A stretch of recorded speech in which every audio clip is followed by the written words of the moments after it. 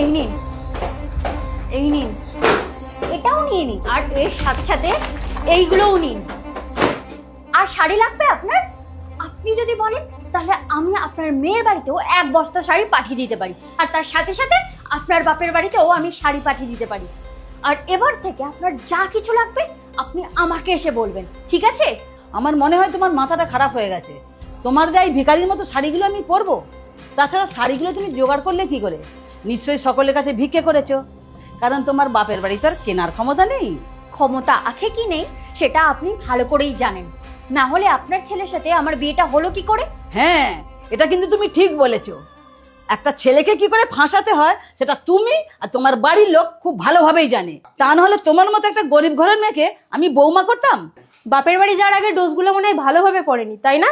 ওই জন্য মুখ দিয়ে ফড়ফড় করে খই ফুটছে। চিন্তা করো না, এবারে ডোজগুলো খুব ভালো করে দেব, তোমার সারা জীবন মনে থাকবে। সেই সুযোগ তোমরা আর পাবে না।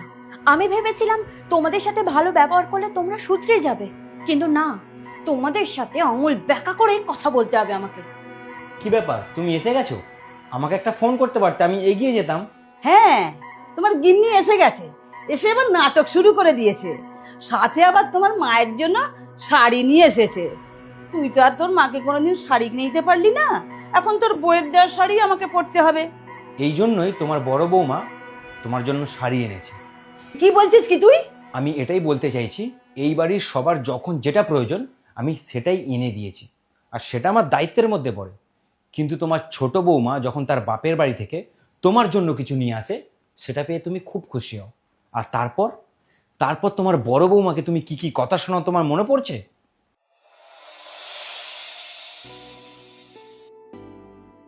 আরে তুই ঝাড়ু দিচ্ছিস কেন? বড় বৌমা তো রয়েছে, ও করে দেবে। চল আমরা গিয়ে না কালকে সিরিয়ালটা দেখি। বৌমা, ও বৌমা। এই তো মা, ছাদে জামা কাপড় শুকনো দিচ্ছি। ঠিক আছে, তারপর ঘরগুলো ঝাড়ু দিয়ে দেবে, আর আমার ঘরে 2 কাপ চা পাঠিয়ে দেবে। আচ্ছা মা। এখন আমার ছোট ছেলে সংসার সামলাচ্ছে, সে সংসারে টাকা দেয়, আর সকলের খরচ খরচা সে একা চালাচ্ছে। তার বউ হয়ে তুই সংসারে কাজ করবি কেন? আর ওদিকে আমার বড় ছেলে চাকরি নেই, তার বউকে তো একটু বেশি কাজ করতেই হবে, তাই নয় কি? চল চল যাই, চল।